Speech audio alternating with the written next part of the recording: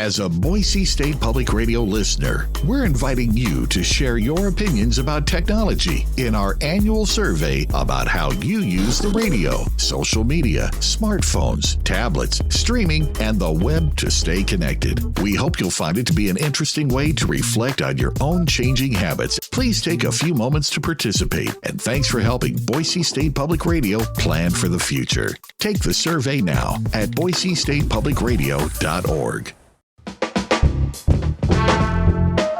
It's the Connector Idaho Daily News from Boise State Public Radio for Tuesday, July 14th. I'm Troy Oppie. Here are this morning's headlines. Should abortion be allowed in Idaho? That question will officially appear on statewide ballots this November. Plus, what data show about who signed the petition to get that issue to the ballot. And the city of Boise stuck between rising costs and stagnant revenue. Taxpayers are set to feel the squeeze. Those stories and more in just a moment. First, an update on the Claremont fire. Shaw Mountain Road in the Boise foothills will now remain closed through August 1st as firefighting work continues. The Ada County Highway District has been extending that closure where the pavement ends on Shaw Mountain day by day until yesterday's announcement. August 1st is also the new estimated containment date for the 6,500-acre fire. By the way, that number changed again slightly yesterday. Firefighters working around the military range yesterday were pulled back after the Army Corps of Engineers notified fire officials that the blaze created a greater danger in the unexploded ordnance area than originally thought. Firefighters were able to re-engage in more appropriate areas after a review of safe practices for firefighting around unexploded ordnance and increasing their distance from the unexploded ordnance zone. Containment on the Claremont remains at 57%. Officials say wind conditions yesterday were favorable, pushing the fire line toward already burned areas. Idaho voters will get to decide whether to restore abortion rights in the state this November. Here's Julie Lucchetta with more on the initiative officially making it to the ballot. The organization Idahoans United for Women and Families has gathered enough qualifying signatures from across the state in support of the Reproductive Freedom and Privacy Act ballot initiative. If passed, the law would allow abortions up to fetal viability and when the health of the mother is in danger. Put very simply, this law restores us to the standard that we had under Roe in Idaho for nearly 5 decades. That's Melanie Falwell, director of the campaign. To make it on the ballot, an initiative must be signed by 6% of eligible voters, or roughly 70,000 people, and come from 18 of the state's 35 legislative districts. We knocked 66,000 doors entirely outside Boise. The campaign collected roughly 110,000 signatures over the last 10 months and relied on the help of more than 1,200 unpaid volunteers. You really depend on the kindness of people, their willingness to step up and give up their evenings and give up their weekends and gather signatures when it's freezing or when it's boiling and in the wind and the rain and everything in between. On Monday, the Secretary of State's office confirmed it had certified the signatures and that the measure will be on the ballot this November. Julie Lucchetta, Boise State Public Radio News. In a press release today, Idahoans United for Women and Families said their campaign had gathered the highest numbers of signatures for a qualified initiative in the state's history. Data from the petition to get the abortion rights initiative to the ballot show a broad base of support across political lines. Here's James Dawson to break it down. Registered Democrats make up the majority of those who signed petitions backing the Reproductive Freedom and Privacy Act, but not by a significant margin. Of the more than 75,000 valid signatures, about 38% of them were Democrats. Unaffiliated voters account for the second biggest slice of the pie at 32%, with registered Republicans accounting for the remaining 30% of signatures. No surprise, organizers found the most support in Ada and Canyon counties, which are home to 40% of the state's population. Proportionally, though, Teton County voters backed the initiative more than any other area, with 28% of all registered voters there signing the petition. Every voter in the state will weigh in on the issue November 3rd. James Dawson, Boise State Public Radio News. Secretary of State Phil McGrain's office confirmed that the abortion issue had qualified for the November ballot, but a formal press release on the potential qualifications of that and another issue seeking to reach the ballot that would legalize medical marijuana in Idaho was delayed from the Secretary of State's office. That announcement with the final determinations should come sometime this morning. The public gets a chance today to weigh in on a newly proposed budget for Boise for the upcoming fiscal year. If approved, it would be the largest spending plan in the city's history. Here's George Prentice to explain. All in, the proposed 2027 budget tops $1.2 billion.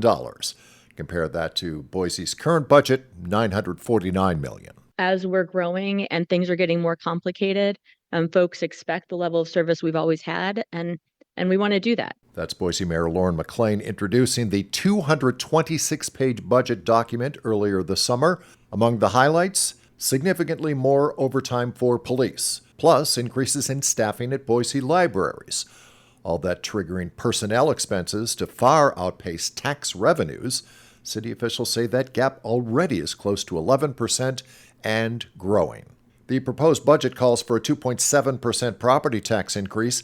Councilwoman Kathy Corliss says she's been hearing from a good many constituents who say living in Boise is becoming pretty expensive. And I just wrote down a couple comments that I've heard from people.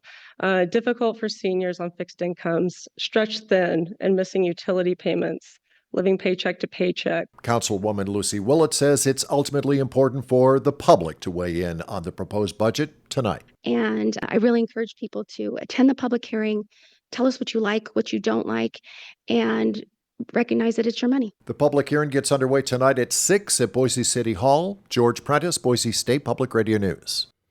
Two Republican lawmakers, neither from Boise, are accusing the city of not enforcing the state law banning camping in public and linking the lack of enforcement with the murder of a 25-year-old man on the greenbelt last week by an unhoused person.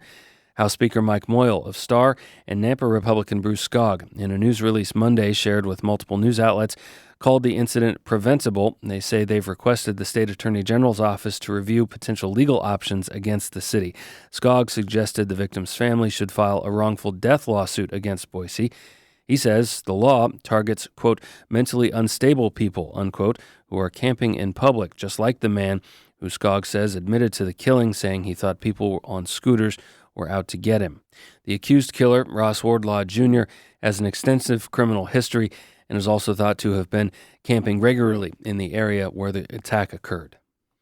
These significant rainstorms which hit southwest Idaho late last month are blamed for a partial washout of Bogus Basin Road. Ada County Highway District commissioners have declared an emergency to help quickly deploy resources to fix the road, which does remain open to traffic but has suffered pavement and shoulder damage at mile marker 10. Further erosion is possible because drainage systems at the location were also compromised in previous storms. Repairs are expected to begin by late August, according to a news release. In the meantime, ACHD asks drivers to use caution, slow down, and watch for lane restrictions. If conditions deteriorate, the road will be monitored daily. President Donald Trump has signed proclamations that dramatically reduce the size of two national monuments in Utah. David Condos reports for the Mountain West News Bureau. Trump cut the size of Grand Staircase Escalante by 90% and Bears Ears by 91%.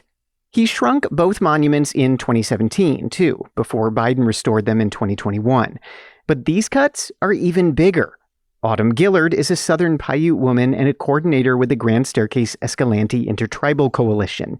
She's disappointed their perspective was not included. These are very sacred cultural landscapes. They are connected to who we are as Indigenous people of the Colorado Plateau. But Utah political leaders say these large pieces of federal land are examples of government overreach.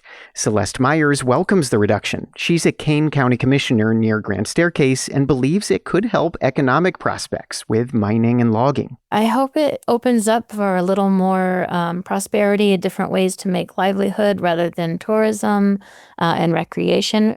Conservation groups say they plan to challenge the actions in court. I'm David Condos in St. George. Athletic Club Boise yesterday announced it will host an international friendly with Costa Rica's Sporting San Jose FC, a club that competes in the Primera Division, the territory's top pro soccer league. Sporting San Jose comes to Boise Wednesday, August 12th. Season ticket holders automatically get tickets. Single game tickets go on sale at noon today. Stage 10 of the Tour de France this morning on Bastille Day. It's a mountain stage following a day off. We are continuing to watch Boise high grad Matteo Jorgensen riding with Team Visma Lisa Bike in support of currently second place Jonas Vingegaard. The team is likely to try to make a move today to try to get Vingegaard closer to the yellow jersey. We'll see what that means for Jorgensen, currently in 28th place overall. Visma's strategy so far has been for its supporting riders to hang back. And that is a packed connector for your Tuesday morning. To keep up with more local news, visit our website, boisestatepublicradio.org. And that's also where you'll find our George Prentice's conversation on housing affordability with Ali Rabi. She's executive director of the Gem State Housing Alliance. Idaho is one of the most expensive housing markets in the country. How can we make things more affordable? Find that conversation at our website, boisestatepublicradio.org, and make it a great day. I'll catch you back here for another connector tomorrow.